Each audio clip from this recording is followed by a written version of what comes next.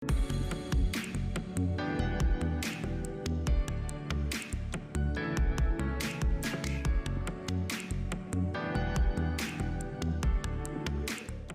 दोस्तों फाइनली हम आ चुके हैं बरेली के गांव गोविंदपुर में और मेरे साथ हैं आज सुशील तोमर जी। सबसे पहले तोमर जी मैं चाहूंगी कि आप अपना जो परिचय है हमारे दर्शकों को दे दें।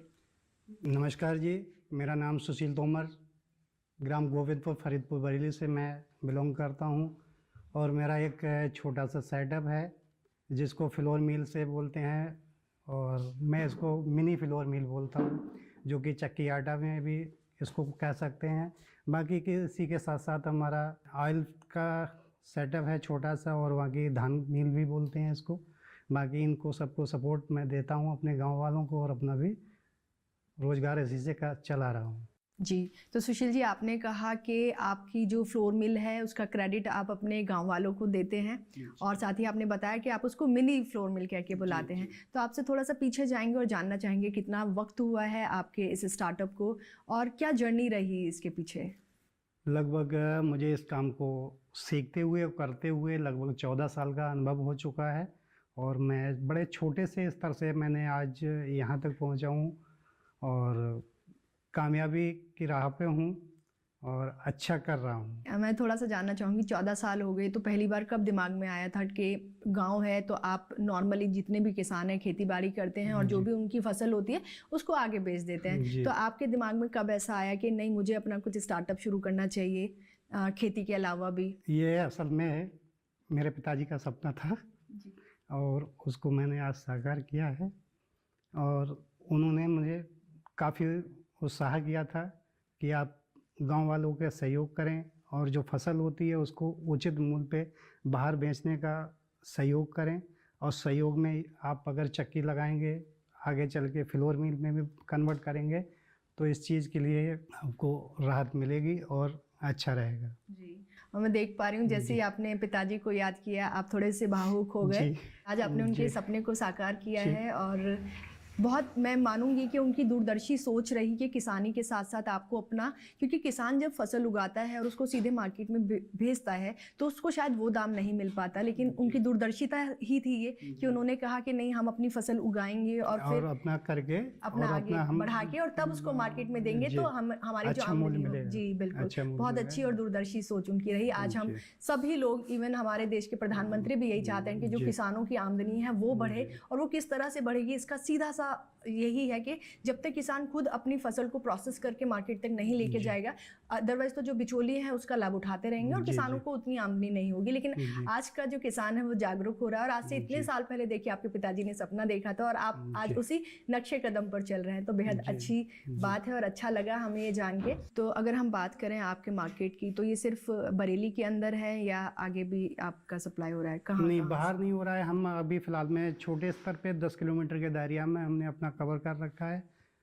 क्योंकि अभी जल्दी में ही ये स्टार्ट किया है। थोड़ा समय हुआ है फ्लोर मिल में आए हुए, उससे पहले पुराना काम था तो गांव का ही काम था जी। अब हम अभी आज की तारीख में 10 से 12 किलोमीटर के दायरे को मैंने कवर कर रखा है और अच्छी क्वालिटी अच्छी गुणवत्ता के साथ हर घर में हमारा प्रोडक्ट पहुंच रहा है जी। और मैं उम्मीद करती हूँ कि अभी सिर्फ 10 किलोमीटर के दायरे में ये जा रहा है, आगे आपका 100 किलोमीटर के दायरे में भी जाए और 500 किलोमीटर के दायरे में भी ये जाए, क्योंकि आपकी जो मेहनत और जो लगन है वो कहीं ना कहीं दिख भी रही है और मैं मानती हूँ कि आगे वो रंग भी ज़रूर लाएगी।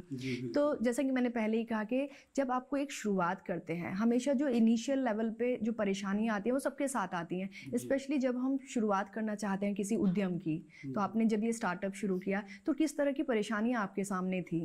सबसे पहले आती है पैसे की कहाँ से लाएं।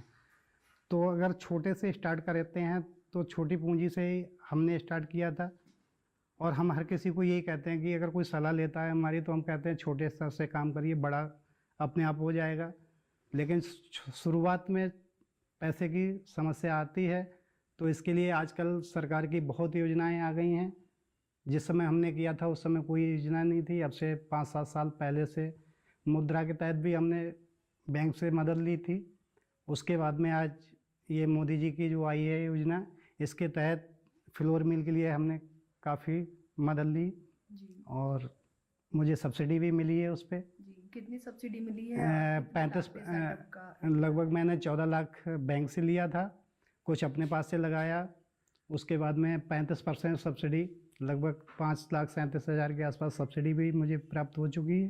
तो काफ़ी अच्छी बात है कि सरकार से मदद मिली है जी। और बिल्कुल सरकार की काफ़ी अच्छी योजनाएं हैं जो कि प्रमोट करती हैं कि आप अपने उद्यम को डालें और सरकार आपके साथ है। जी जी जी। आपने अपना ये जो भी सेटअप लगाया है, आज आपकी सरकार ने तो मदद की है, साथ ही आप गांव वालों को भी इसका क्रेडिट देते हैं। इसकी क्या खास वजह है, किस तरह से उनका सपोर्ट मिला, ये भी हम आपसे जानना चाहेंगे। तो हमारा ये गांव जो था कई बार रामगंगा नदी से कटा, तीसरी जगह पे हम लोग यहाँ पे आए हैं और बड़ी मुश्किलों से सामना किया है और काफ़ी समय हर परिस्थिति से गुजरते हुए आज यहाँ तक पहुँचे हैं। हमारे परिवार, हमारे गांव सभी ने बड़ा सहयोग किया। संगठनों से जूझते हुए आज हम यहाँ तक आए हैं। बाकी परेशानी का, नदी बार बार परेशान करती है, ज़मीनें हम लोगों की बिछड़ गई, कुछ पानी में है आज की तारीख में रामगंगा नदी में, कुछ उस पार हैं। तो जीवन बड़ा संघर्षों से गुजरा और यहाँ तक हम लोग आए हैं। बहुत ही मुसीबतों के सामने करते हुए छोटी सी उम्र से लगाव रहा कि कुछ ना कुछ नया किया जाए। पिताजी का सहयोग बहुत रहा, कुछ ना कुछ नया बताते रहे कि ये करना है, ये करना है।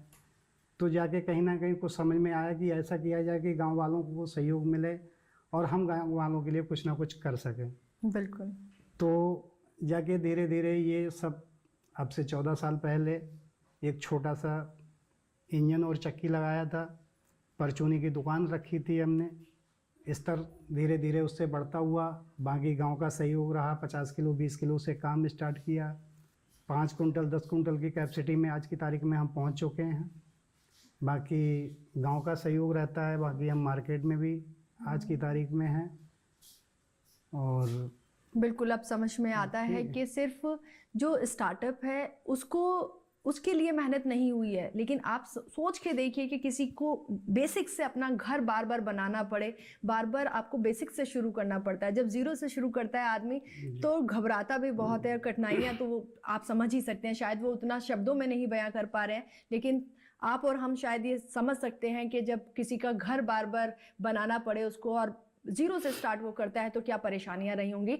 तो हम सुशील जी की जो पूरी स्टार्टअप जर्नी है उसको अच्छे से जानेंगे। चैलेंजेस हमने जान लिए हैं और वो क्या कुछ मशीनें यहाँ लेकर आए हैं, किस तरह का उनका सेटअप है, किस तरह से वो काम करते हैं गांव वालों के सपोर्ट से, और एक मार्केट भी अभी इन्होंने अपना बना लिया है बाहर। तो ये सारी चीज़ें हम आपको बताएंगे, लेकिन उससे पहले लेंगे एक छोटा सा ब्रेक। आप कहीं जाइएगा नहीं।